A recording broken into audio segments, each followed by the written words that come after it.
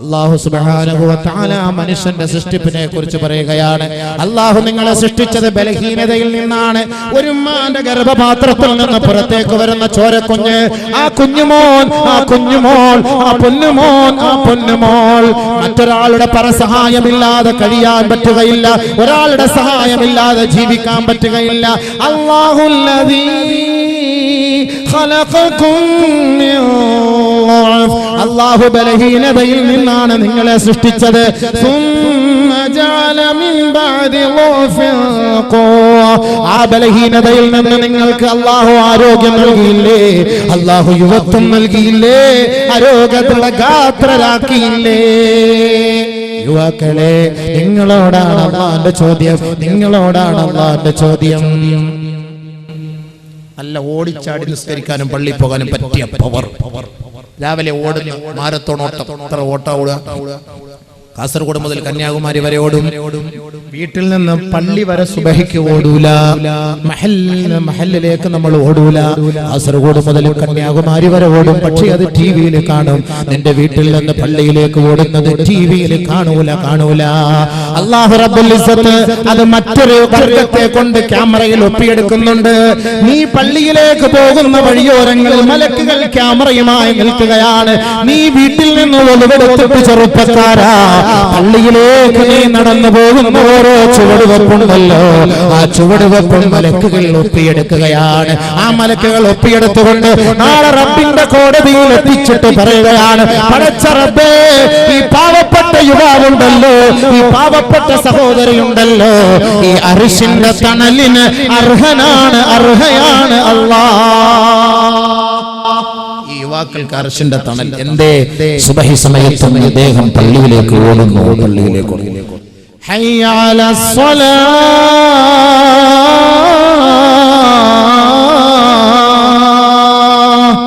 ഹയ്യ അലൽ ഫലാഹ്.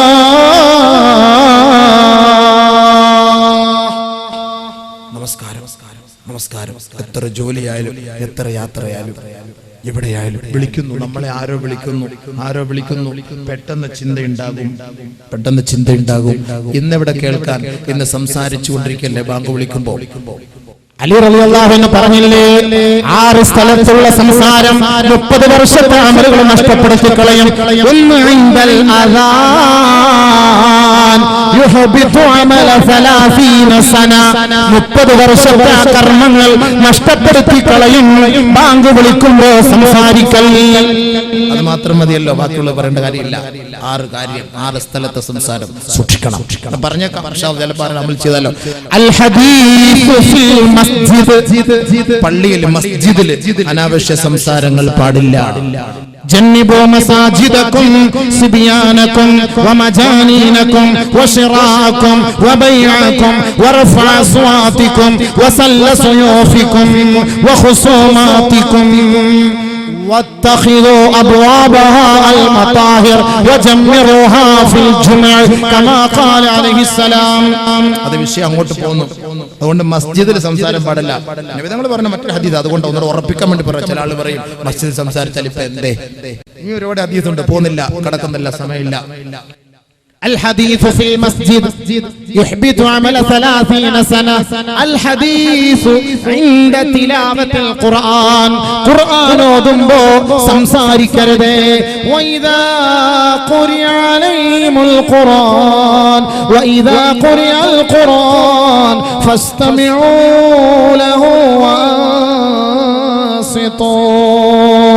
لعلكم ترحمون.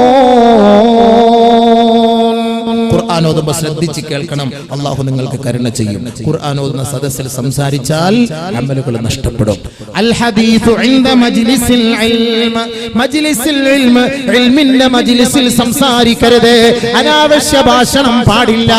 അത് തെറ്റാണ്. യുഹ്ബിതു അമല 30 സന, 30 വർഷത്തെ അമൽ നഷ്ടപ്പെട്ടു പോകും. അൽ ഹദീസു ഇൻദൽ മയ്യിത്ത്, മയ്യിത്തിന്റെ അരികിൽ വെച്ച് സംസാരിക്കരുത്. ഇദാ ഹദർതുമുൽ മയ്യിത്ത ഫഖൂലു തഖൂലു ഖൈറാ ഫഇന്നൽ മലായികത തുഅമ്മിനൂന അലാ മാ തഖൂലൂൻ. മയ്യത്ത് വീട്ടിൽ പോയാൽ, മയ്യത്തിന്റെ അരികിൽ പോയാൽ നല്ലതല്ലാത്തതൊന്നും നിങ്ങൾ പറയരുതേ. മാലാഖമാർ നിങ്ങളുടെ സംസാരത്തിന് ആമീൻ പറയുമെന്ന് മുഹമ്മദ് മുസ്തഫ. അൽ ഹദീസു ഇൻദൽ മഖാബിർ. മഖ്ബറകളിൽ ദുനിയാവിന്റെ ഭാഷണം അരുതേ, അരുതേ. മയ്യത്തടക്കാൻ പോകുമ്പോ പള്ളിയുടെ മഖാബറുകളിൽ ദുനിയാവിന്റെ ഭാഷണം പാടില്ല. നബി തങ്ങൾ പറഞ്ഞില്ലേ, ഇസ്തഗ്ഫിറൂ ലി അഖീകും ഫഇന്നഹുൽ ആന യുസ്അൽ സലൂലഹു അത്തസ്ബീത്. ആ മയ്യത്തടക്കുമ്പോ ദുനിയാവിന്റെ സംസാരം ഒഴിവാക്കിയിട്ട് ആ സഹോദരന് വേണ്ടി തസ്ബീത്തിന് വേണ്ടി ചോദിക്കണേ. അല്ലാഹുമ്മ സബ്ബിത്ഹു ഇൻദ സുആൽ, അല്ലാഹുമ്മ ജാഫിൽ ഖബ്ര അൻ ജൻബി, അല്ലാഹുമ്മ ആമിൻഹു മിൻ കുല്ലിൽ ഫസഅ, അല്ലാഹുമ്മഗ്ഫിർ ലഹു വർഹംഹു. ആദരവായി റസൂലുള്ളാഹി തങ്ങൾ പഠിപ്പിച്ചു തരികയാണ്, ഓതണേ ഓതണേ, ദുനിയാവിന്റെ സംസാരം ഒഴിവാക്കണേ. വൽ ഹദീസു ഇൻദൽ അദാൻ. ബാങ്ക് വിളിക്കും, ആർക്കാരത്തെ സ്ഥലം, ഈ 6 കാര്യങ്ങൾ സംസാരം അമലുകൾ നഷ്ടപ്പെടുന്നു. അലി റളിയല്ലാഹു അൻഹു സൂക്ഷിച്ചോളി, സൂക്ഷിച്ചോളി. അപ്പൊ നമുക്ക് എന്താ വേണ്ടത്? നമ്മൾ പറഞ്ഞ വിഷയം ചെറുപ്പക്കാർ. അസ്സലാത്തു ഖൈറുൻ മിനൻ നൗം. സുബ്ഹിക്ക് വിളിക്കും. നല്ല ഒന്നുകൂടെ ശ്വാസം പിടിച്ചു വിടാം. അത് പിടിച്ചു വിട്ട് ഒന്നും കൂടെ ഒന്ന് ഓർമ്മിപ്പിക്കാൻ. അസ്സലാത്തു ഖൈറുൻ മിനൻ നൗം.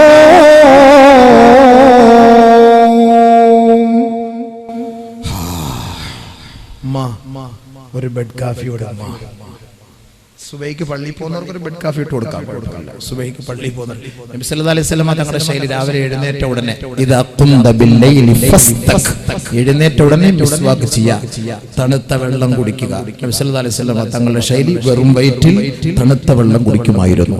ഇന്ന് ഡോക്ടർമാർ പറയുന്നതാണ് തണുത്ത വെള്ളം കുടിക്കണം രാവിലെ വെറും വയറ്റിൽ. പോട്ടെ, അത് ശാസ്ത്രം, വൈദ്യശാസ്ത്രം, അങ്ങോട്ടേ കടക്കുന്നില്ല. അപ്പൊ ചെറുപ്പക്കാർ, യുവാക്കളെ, നിങ്ങളെ വിളിക്കുകയാണ്, വാ പള്ളിയിലേക്ക് വാ. ഉറക്കത്തെക്കാൾ ശ്രേഷ്ഠമാണ് നമസ്കാരം. വെറുതെ ആണോ 5 നേരം വിളിക്കുന്നത്? വേറെ ജോലിയൊന്നും ഇല്ലാഞ്ഞിട്ട് നിങ്ങൾ വിളിക്കുന്നത്? ഇബാദത്തിൽ കഴിഞ്ഞുകൂടണം. ഇബാദത്തിൽ കഴിഞ്ഞുകൂടുന്നതിന് പകരം നിങ്ങൾ അതിന്റെ പിന്നാലെ touch, punching, kissing, pressing, touching ഇതുമായിട്ട് നടന്നാൽ നാളെ ആഖിറത്തിൽ വരും. ചെറുപ്പക്കാരെ, اليوم نختم على أفواههم وتكلمنا أيديهم وتشهد أرجلهم بما كانوا يكسبون. യാസീൻ ഓതുന്നവർ മനസ്സിലാക്കിക്കോളി, യാസീൻ ഓതുന്നവരാണ്. ഈ ആയത്ത് വരുമ്പോൾ ഓർത്തോളി. ഈ ആയത്ത് വരുമ്പോൾ നമ്മുടെ ലൈനൊക്കെ ഒന്ന് ഓർത്തോണം എല്ലാവരും. ഈ ആയത്ത് ആർക്കൊക്കെ മെസ്സേജ് വിട്ടിട്ടുണ്ട്, ആർക്കൊക്കെ റീചാർജ് ചെയ്ത് കൊടുത്തിട്ടുണ്ട്, ആരുമായിട്ടൊക്കെ സംസാരിച്ചിട്ടുണ്ട്. പരിശുദ്ധ ഖുർആനിലൂടെ അല്ലാഹു സുബ്ഹാനഹു വ തആല നമ്മളെ അറിയിക്കുകയാണ്, അൽ യൗമ നഖ്തിമു അലാ അഫ്വാഹിഹിം. നാളെ മഹ്ശറിന്റെ തിരുമുറ്റത്ത് അർശിന്റെ തണല് വേണമോ? അല്ലാഹു നിന്നെ സ്കാൻ ചെയ്യുകയാണ്, നിന്റെ നാവിനെ അല്ലാഹു ബന്ധിക്കുകയാണ്.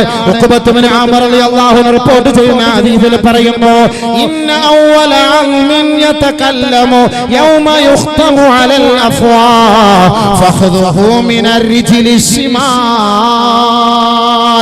നാളെ റബ്ബിന്റെ കോടതിയിൽ വെച്ച് അർശിന്റെ തണല് നൽകപ്പെടുന്നതിന് മുമ്പ് ഇതാ വിചാരണ ചെയ്യുകയാണ്. ആദ്യം നിന്റെ വായി ബന്ധിക്കുകയാണ്, നിനക്ക് സംസാരിക്കാൻ കഴിയുകയില്ല. നിന്റെ അവയവങ്ങളാണ് പിന്നീട് അല്ലാഹുവിനോട് എവിടെയൊക്കെ പോയിട്ടുണ്ട്, എവിടെയൊക്കെ തലോടിയിട്ടുണ്ട്, എന്തെല്ലാം പ്രവർത്തിച്ചിട്ടുണ്ട്, ഇത് മുഴുവനും പറയുന്നത് അവയവങ്ങളാണ്. ആ അവയവങ്ങളിൽ ആദ്യമായി സംസാരിക്കുന്ന അവയവം ഫഖദുഹു മിനർ റിജ്ലി ശിമാൽ, അവന്റെ ഇടത് കാലിന്റെ തുടയല്ലാണ്.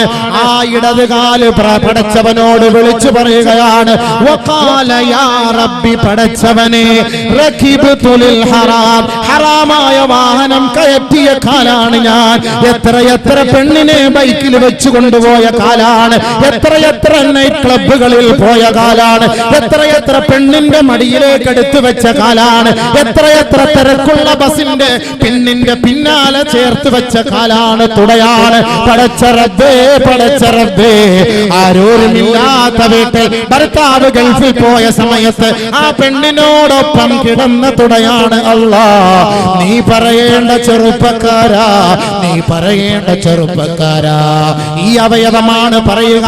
ആദ്യമായി നമ്മുടെ അവയവങ്ങളിൽ നിന്ന് സംസാരിക്കുന്ന അവയവം ഫഖ്ദുഹു മിനർ റിജ്ലി ശിമാൽ, അവന്റെ ഇടത് കാലിന്റെ തുടയല്ലാണ്. പ്രവാസികളെ ഹലാലായ ഭാര്യയുണ്ടായിട്ട് 2 വർഷവും 3 വർഷവും 4 വർഷവും വിദേശ ജീവിതം നയിച്ചിട്ട് ഫലസ്തീനി പെണ്ണിനെ, സൂരി പെണ്ണിനെ, മിസ്രി പെണ്ണിനെ, ശ്രീലങ്കി പെണ്ണിനെ, ഫിലിപ്പൈനി പെണ്ണിനെ നിന്റെ മടിയിലേക്ക് എടുത്തു വെക്കാറില്ലേ? നാളെ റബ്ബിന്റെ കോടതിയിൽ ഈ തുടയല്ല് പറയും അത്രേ, യാ റബ്ബി, പടച്ചവനെ, റഖിബ്തുലിൽ ഹറാമായ വാഹനം കയറ്റി ഞാൻ അല്ലാഹ്. നമ്മളൊന്നും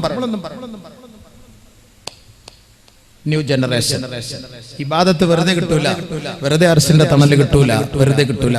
ഇപ്പൊ തന്നെ ചാൻസ് ഉണ്ടല്ലോ, ഏത് തെറ്റാണെങ്കിലും അല്ലാഹ് മാപ്പാക്കി തരും. യാ അയ്യുഹല്ലദീന ആമനൂ തൂബൂ ഇലല്ലാഹ് തൗബതൻ നസൂഹാ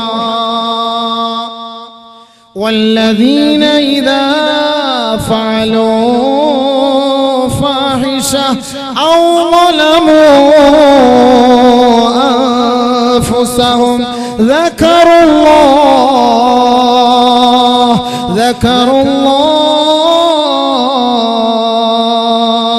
فاستغفروا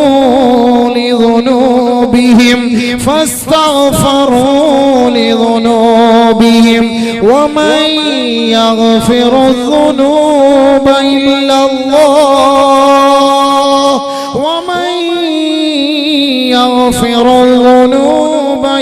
الله ദുഃഖിക്കരുതേ, പ്രയാസപ്പെടരുതേ, ഖേദിക്കരുതേ, വിഷമിക്കരുതേ. പാപികളാണ് നമ്മൾ, സാധുക്കളാണ് നമ്മൾ. ആദം അലൈഹിസ്സലാത്തു വസ്സലാം പോലും തെറ്റിലേക്ക് കടന്നു പോയെങ്കിൽ അതിന്റെ മക്കളും അതിലേക്ക് വീണു പോകാം. അള്ളാഹു അതിനും മരുന്ന് തന്നിട്ടുണ്ട്, അതിന് പോംവഴി നൽകിയിട്ടുണ്ട്. പരിശുദ്ധ ഖുർആനിന്റെ പ്രഖ്യാപനമാണ്, വല്ലദീന ഇദാ ഫഅലൂ ഫാഹിഷ ഔ ളലമൂ അൻഫുസഹും ദക്കറുല്ലാഹ്. ആരെങ്കിലും സ്വന്തത്തോട് അക്രമം പ്രവർത്തിക്കുകയോ, ആരെങ്കിലും മറ്റൊരാളുമായി ലൈംഗിക ബന്ധത്തിൽ ഏർപ്പെടുകയോ, ആരെങ്കിലും അനാശാസ്യ മ്ലേച്ഛ സംസ്കാരത്തിന് ആരെങ്കിലും കൂട്ടുനിൽക്കുകയോ, ആ കൂട്ടുനിൽക്കുന്ന സമയത്ത് ഉടനെ പടച്ച തമ്പുരാനെ ഓർക്കുകയാണ്. അല്ലാഹുവേ, നീ മറയില്ലാത്തവനാണല്ലോ. വാരിയല്ലുകൾ കൊണ്ട് മൂടപ്പെട്ട ഹൃദയത്തിന്റെ ഉള്ളിലുള്ള രഹസ്യങ്ങളും മന്ത്രങ്ങളും അല്ലാഹുവേ നീ അറിയുന്നവനല്ലേ. ഉടനെ അവൻ റബ്ബിനെ ഓർക്കുകയാണ്.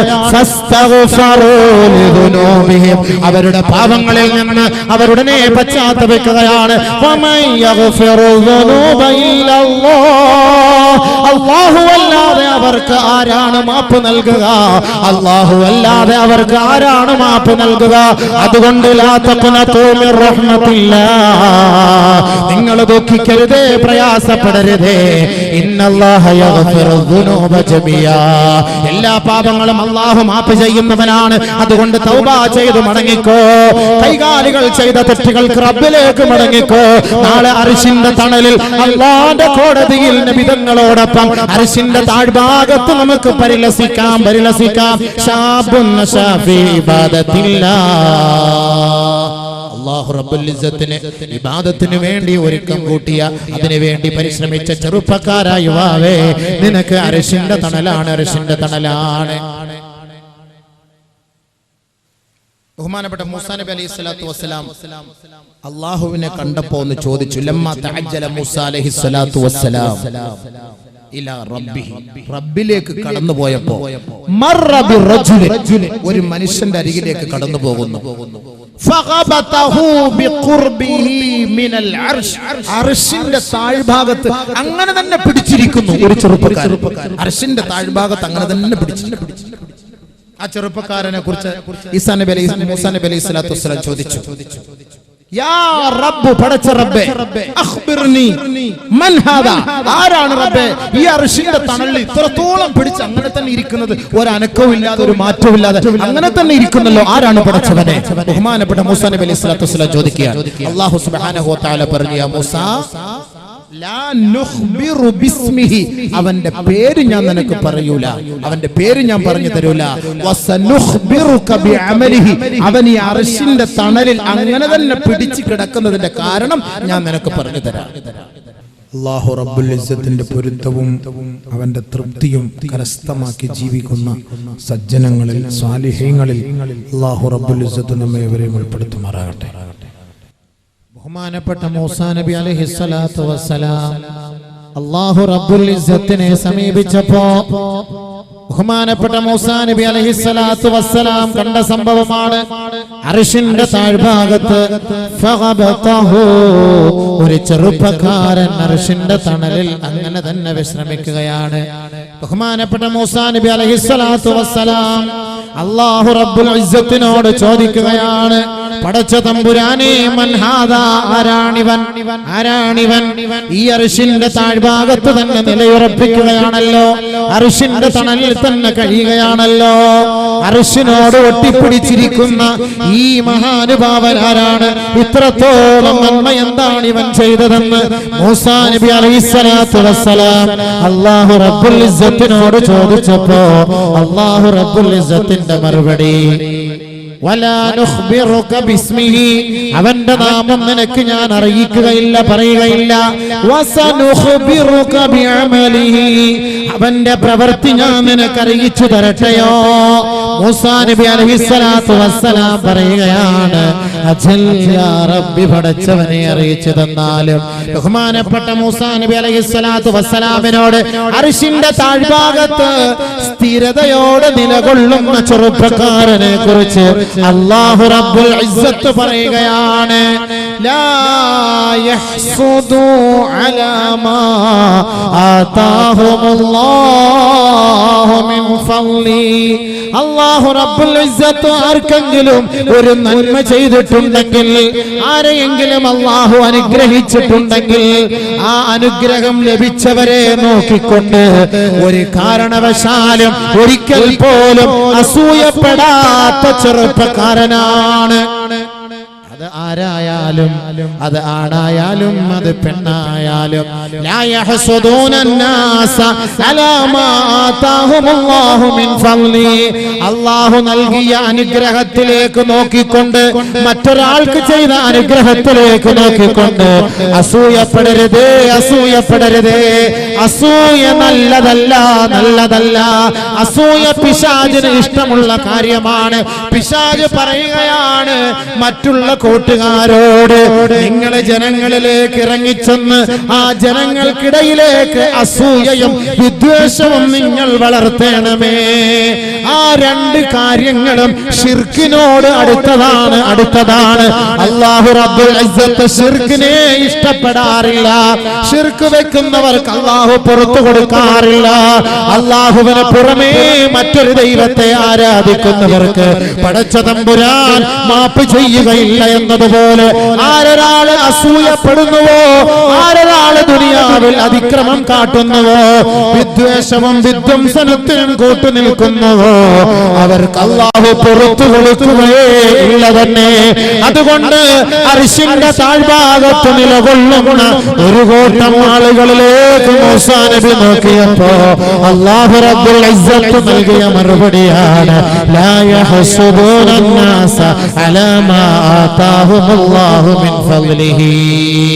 അല്ലാഹു ചെയ്ത അനുഗ്രഹങ്ങൾ കണ്ടുകൊണ്ട് കണ്ണുവിടാതെ, അതിൽ അസൂയ ഉണ്ടാകാതെ, അതിൽ കുശുമ്പ് കാണിക്കാതെ അവന് വേണ്ടി ദുആ ചെയ്യുന്നവനായി മാറിയാൽ അവൻ അല്ലാഹു നൽകിയ അനുഗ്രഹമാണല്ലോ എന്ന് കരുതി നീ സമാശ്വസിച്ചാൽ നിനക്ക് നാളെ അർശിന്റെ തണലാണെന്ന് പരിശുദ്ധ മൂസാ നബി അലൈഹിസ്സലാത്തു വസ്സലാം അല്ലാഹുവുമായുള്ള മുനാജാത്തിലൂടെ അറിയിക്കുകയാണ്.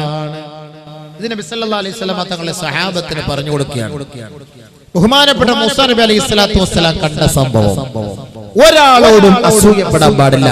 അസൂയ നല്ലതല്ല. അസൂയയെ കുറിച്ച് അത് ഒരു ദിവസത്തെ അത് പറയണം. അല്ലാതെ ഇപ്പൊ പെട്ടെന്ന് ഞാൻ ഈ സമയത്ത് ഈ വൈകിയ സമയത്തിന് അതിലേക്ക് ഞാൻ കിടക്കത്തില്ല. ഒരു നിലയ്ക്കും അസൂയപ്പെടാൻ പാടില്ല.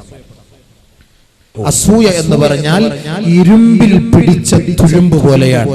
ആ ഇരുമ്പിനെ ആ തുരുമ്പ് തിന്നു തീർക്കുന്നത് വരെ ഒരു കാരണവശാലും ആ തുരുമ്പ് മാറിപ്പോവുകയേ ഇല്ല.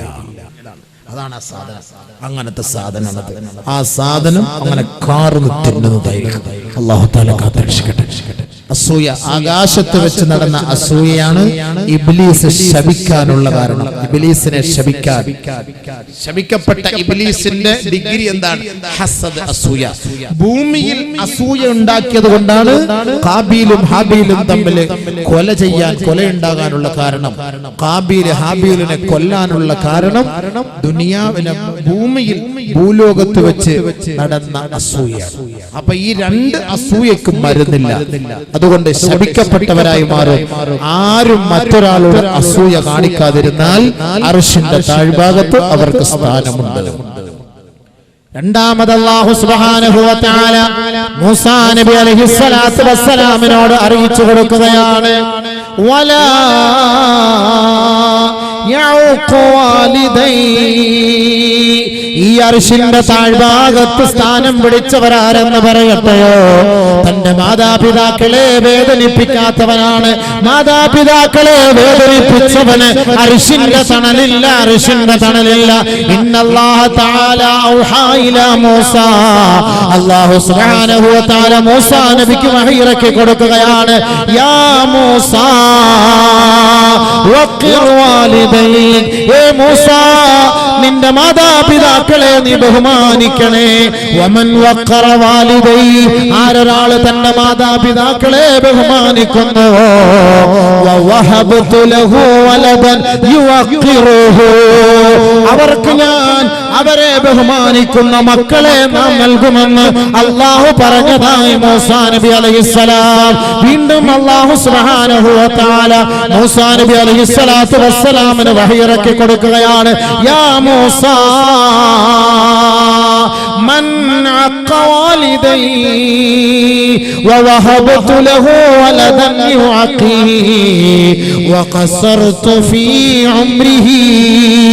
ആരൊരാൾ തന്റെ മാതാപിതാക്കളെ വേദനിപ്പിക്കുന്നുവോ, ആരൊരാൾ തന്റെ മാതാപിതാക്കളെ പീഡിപ്പിക്കുന്നുവോ, അവരുടെ മക്കളെയും പീഡിപ്പിക്കുവാൻ ആ കുട്ടികളോട് ഞാൻ കൽപ്പിക്കുകയും അവരുടെ ആയുസ്സിനെ നാം കുറച്ചു കളയുകയും ചെയ്യും. മൂസാ, ആരൊരാൾ മാതാപിതാക്കളെ ബഹുമാനിക്കുന്നുവോ ആ ബഹുമാനിക്കുന്ന മക്കൾക്ക്, അവർക്ക് നൽകുന്ന മക്കളെ അവരെ ബഹുമാനിക്കുന്നവരാക്കി ഞാൻ മാറ്റിക്കളയും. മൂസാ, മാത്രമല്ല അവരുടെ ആയുസ്സിന് ഞാൻ ദൈർഘ്യം നൽകും. മൂസാ, അതുകൊണ്ട് ബഹുമാനപ്പെട്ട മൂസാ നബി അലൈഹിസ്സലാത്തു വസ്സലാം അർശിന്റെ താഴ്ഭാഗത്ത് കണ്ടത് മാതാപിതാക്കളെ വേദനിപ്പിക്കാത്ത മക്കളാണ്. ആ മക്കൾ അർശിന്റെ താഴ്ഭാഗത്ത് സ്ഥിരവാസം അനുഭവിക്കുമെന്ന് അല്ലാഹു പറഞ്ഞതായി മൂസാ നബി അലൈഹിസ്സലാത്തു വസ്സലാമിന്റെ സംഭവം നബിയുനാ ഹബീബുനാ റസൂലുള്ളാഹി സല്ലല്ലാഹു അലൈഹി വസല്ലമ തങ്ങൾ പറഞ്ഞു കൊടുക്കുകയാണ്. ബഹുമാനപ്പെട്ട മൂസാ നബി അലൈഹിസ്സലാത്തു വസ്സലാം ഇത് കേട്ടപ്പോ അത്ഭുതത്തോടുകൂടി ചോദിക്കുകയാണ്, കൈഫ യഉഖു വാലിദൈഹി യാ റബ്ബ്. പടച്ചവനെ, പടച്ചവനെ, എങ്ങനെയാണ് ഒരു മാതാപിതാവിനെ വേദനിപ്പിക്കുക? ആരാണ് വേദനിപ്പിക്കുക? അല്ലാഹു റബ്ബുൽ ഇസ്സത്ത് പറഞ്ഞു കൊടുക്കുകയാണ്, മൂസാ ഒരാള് തന്റെ ഉപ്പയെ ഉമ്മയെ തെറി പറയുവാൻ, ആ ഉപ്പയ്ക്കും ഉമ്മയ്ക്കുമെതിരെ തെറി പറയുവാൻ മറ്റൊരാളെ പ്രേരിപ്പിക്കുകയാണ്. ഹത്താ യുസബ്ബ, ആ മാതാപിതാക്കളെ തെറി പറയപ്പെടുന്നതുവരെ. ബഹുമാനപ്പെട്ട നബി തങ്ങൾ മറ്റൊരു ഹദീസിലൂടെ പറഞ്ഞില്ലയോ, മിനൽ കബായിർ, വൻ പാപത്തിൽ പെട്ടതാണ് ശത്മുർ റജുലി വാലിദൈ, ഒരാൾ തന്റെ മാതാപിതാക്കളെ തെറി പറയൽ. ഖാലൂ, സഹാബത്ത് ചോദിച്ചു പോയി, ഹൽ യസ്തിമുർ റജുലു വാലിദൈ, ആരെങ്കിലും തന്റെ മാതാപിതാക്കളെ തെറി പറയുമോ നബിയേ, തെറി പറയുമോ നബിയേ? നബിയുനാ റസൂലുള്ളാഹി തങ്ങളോട് സഹാബത്ത് ചോദിച്ചപ്പോൾ അല്ലാഹുവിന്റെ റസൂൽ നൽകിയ മറുപടി, യസുബ്ബു അബാഹു ഫയസുബ്ബു അബാഹു യസുബ്ബു ഉമ്മഹു ഫയസുബ്ബു ഉമ്മഹു. ഒരാൾ തന്റെ മാതാപിതാക്കളെ തെറി പറയുമ്പോൾ അദ്ദേഹം അവരുടെ മാതാപിതാക്കളെ തെറി പറയും. ഒരാൾ തന്റെ ഉമ്മയെ തെറി പറയുമ്പോൾ അയാൾ മറ്റൊരാളിന്റെ ഉമ്മയെ തെറി പറയും. അത് തന്നെയാണ്, ഇത് വൻപാപമാണ്, വൻപാപമാണ്. അതിന്റെ പേരിൽ നാളെ ആഖിറം നഷ്ടമാണ്, അർശിന്റെ തണൽ നഷ്ടമാണ്. പരിശുദ്ധ പ്രവാചകൻ പഠിപ്പിക്കുമ്പോ അർശിന്റെ താഴ്ഭാഗത്ത് രണ്ടാമത്തെ കൂട്ടരാണ് മാതാപിതാക്കളെ വേദനിപ്പിക്കാത്തവർ. ഒരുപാട് സംഭവങ്ങൾ ഉപ്പയെ ഉമ്മയെ വേദനിപ്പിച്ചവർ അനുഭവിക്കുന്ന സംഭവങ്ങൾ, അതൊക്കെ പരിശുദ്ധ ഹദീസുകൾ കൊണ്ട് ഞാൻ അതിലേക്ക് കടക്കുന്നില്ല. അതൊക്കെ മാതാപിതാക്കളും മക്കളും എന്ന വിഷയം മാത്രം വെക്കുമോ, അല്ലെങ്കിൽ ഖബറിൽ ഉണ്ടാകുന്ന വിഷമങ്ങൾ, സംഭവങ്ങൾ, ആ ഖബറിലെ പീഡനങ്ങൾ, അതിനെക്കുറിച്ച് ചർച്ച ചെയ്യുമ്പോൾ ആ ഖബറിൽ മാതാപിതാക്കളെ വേദനിപ്പിക്കുന്നവർക്കുണ്ടാകുന്ന ശിക്ഷയെക്കുറിച്ച് ഹദീസിൽ നബി സല്ലല്ലാഹു അലൈഹി വസല്ലം തങ്ങൾ വലിയ സംഭവങ്ങൾ നമ്മുടെ ഹൃദയങ്ങൾ പൊട്ടിപ്പോകുന്ന തരത്തിലുള്ള സംഭവങ്ങൾ. പക്ഷെ നമുക്ക് സമയമില്ലാത്തത് കൊണ്ട് ഞാൻ അതിലേക്ക് കടക്കുന്നില്ല. അപ്പൊ ബഹുമാനമുള്ള സഹോദരങ്ങളെ, ബഹുമാനപ്പെട്ട മൂസാ നബി അലൈഹിസ്സലാത്തു വസ്സലാം കണ്ട സംഭവം എന്താണ്? ഒരാൾ മറ്റൊരാളോട് അസൂയ വെക്കാനേ പാടില്ല. അങ്ങനെ അസൂയ വെച്ചാൽ അവർക്ക് നാളെ അർശിന്റെ തണലിൽ അവർക്ക് സ്ഥാനമില്ല. ഒരാൾ തന്റെ മാതാപിതാക്കളെ വേദനിപ്പിക്കാനേ പാടില്ല.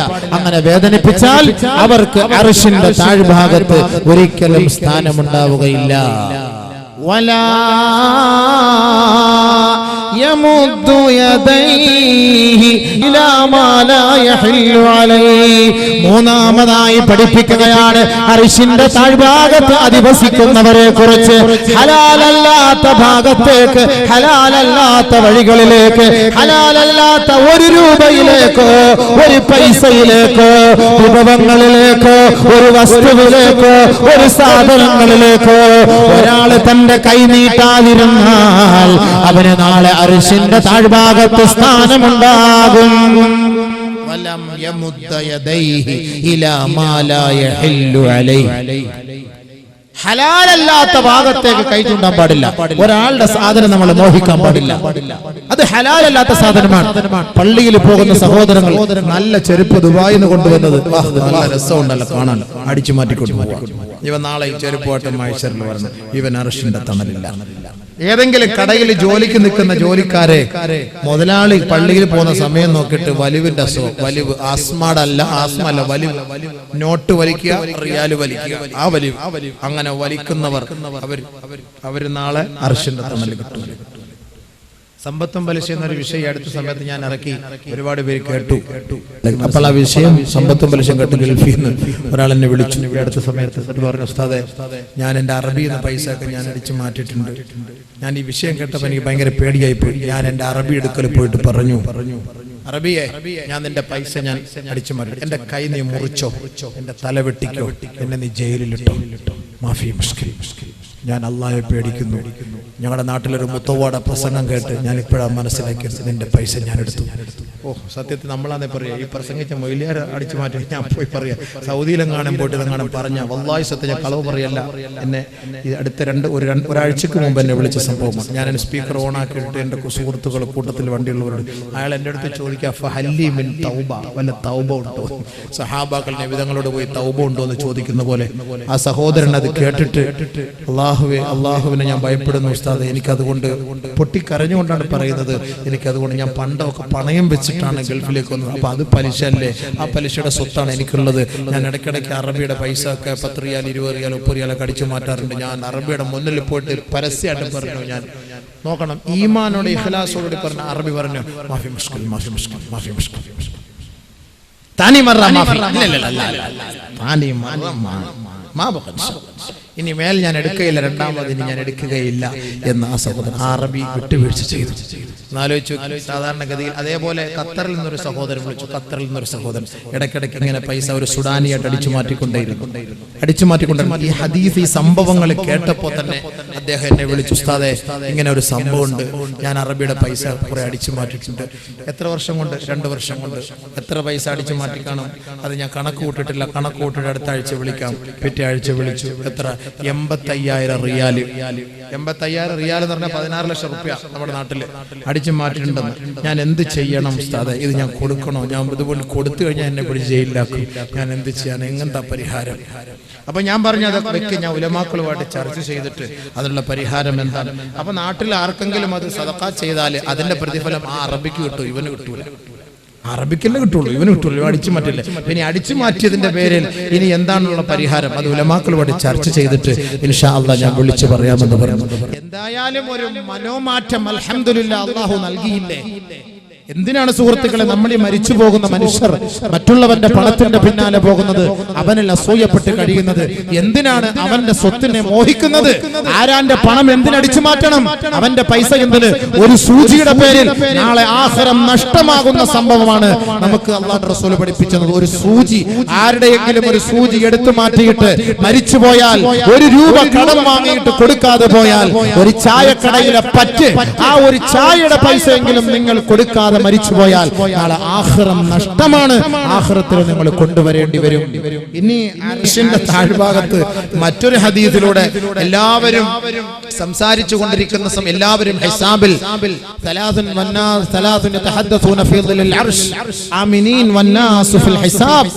ജനങ്ങൾ എല്ലാവരും ഹിസാബിൽ കഴിഞ്ഞുകൂടുമ്പം ഒരു 3 കൂട്ടർ അർശിന്റെ തണൽ കഴിയും. അതിൽപ്പെട്ട ഒരു കൂട്ടർ അമാനത്ത് സൂക്ഷിക്കുന്നവർ. അമാനത്ത് സൂക്ഷിക്കുന്നവർ അർശിന്റെ തണലിലായിരിക്കും. ഒരുപാട് വിശദീകരിക്കേണ്ട വിഷയങ്ങളാണ്.